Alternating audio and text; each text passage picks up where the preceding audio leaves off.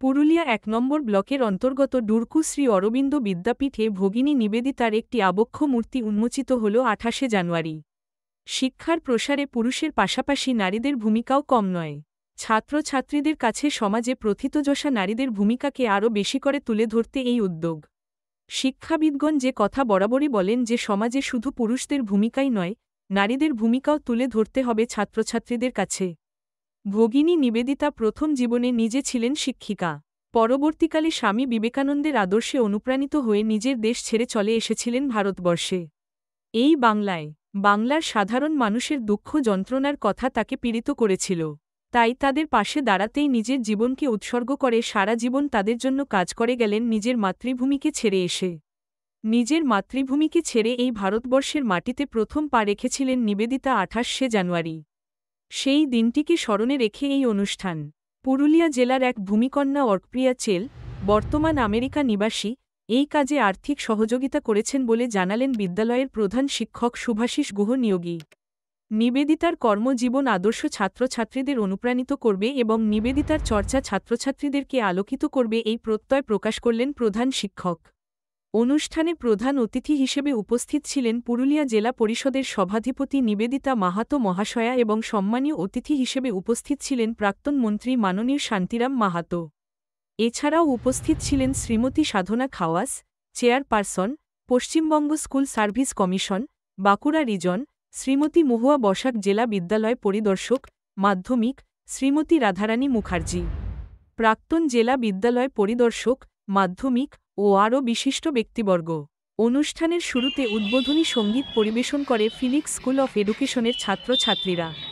এছাড়া অরবিন্দ বিদ্যাপীঠের ছাত্রছাত্রীরা নৃত্যানুষ্ঠান ছাড়াও নিবেদিতার জীবনের কিছু ঘটনাকে নিয়ে একটি ছোট নাটিকা মঞ্চস্থ করেন। নিবেদিতার জীবনপঞ্জিকে নিয়ে তৈরি ডুংরি নামে একটি দেওয়াল পত্রিকা প্রকাশ করা হয় সেই দিন।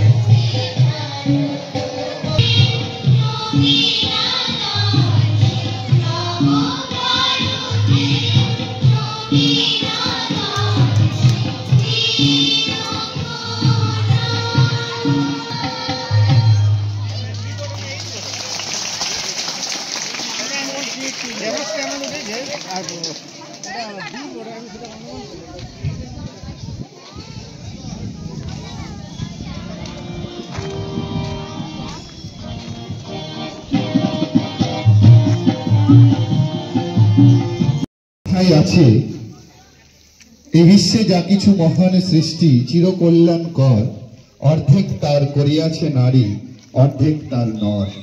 আমরা নারী জাতির প্রতি শ্রদ্ধা সম্মান জানিয়ে আবক্ষ মূর্তির মোড়ক উন্মোচন করব। তবে তার আগে একথা বলতেই হয় যে এই যে আবক্ষ মূর্তি বেশ কিছুদিন আগে আমাদের বিদ্যালয়ে এসেছিলেন ডক্টর অর্ক প্রিয়াচেল মহাশয়া।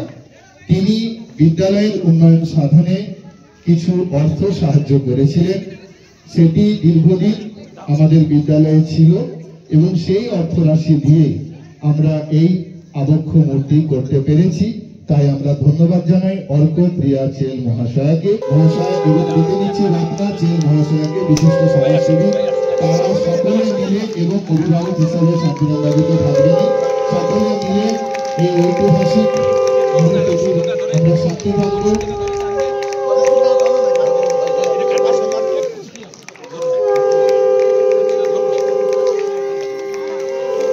আমাদের প্রথমে পুঁতি কাটছেন নিবেদিতা মাহাতো মহাশয়। সকলে করজোড়ে হাততালি। সংখ্যাগুলিতে আমাদের বিদ্যালয়ের ছেলেমেয়েরা। এরপর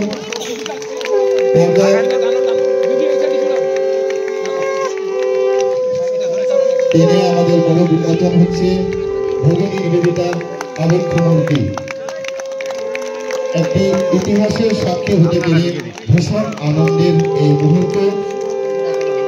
নিবেদিতার আদর্শ, নিবেদিতার লক্ষ্য আমাদের ছেলে মেয়েদের মধ্যে ছড়িয়ে পড়ুক। প্রদীপ প্রজ্বলন করলেন মহুয়া বসাক মহাশয়, রাধারানী মুখার্জি এবং নিবেদিতা মাহাতো মহাশয়।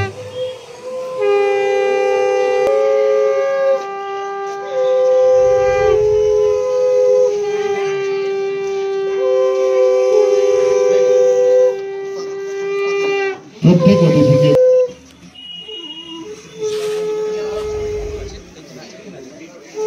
পুষ্প প্রদান করছেন একে আমাদের সম্মানীয় অতিথিবৃন্দ।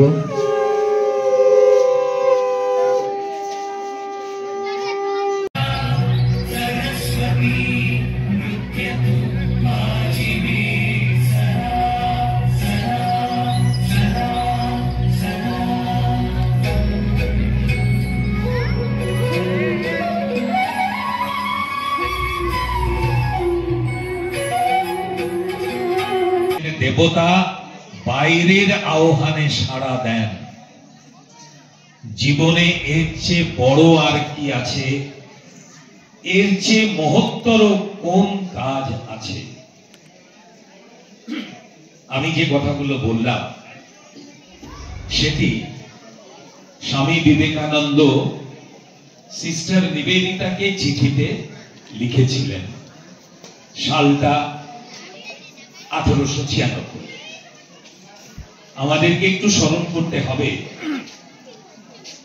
এটা বোধহয় মহাজাগতিক কোন নিয়মেই তৈরি হয়, হয়তো লেখাই ছিল এমনটা।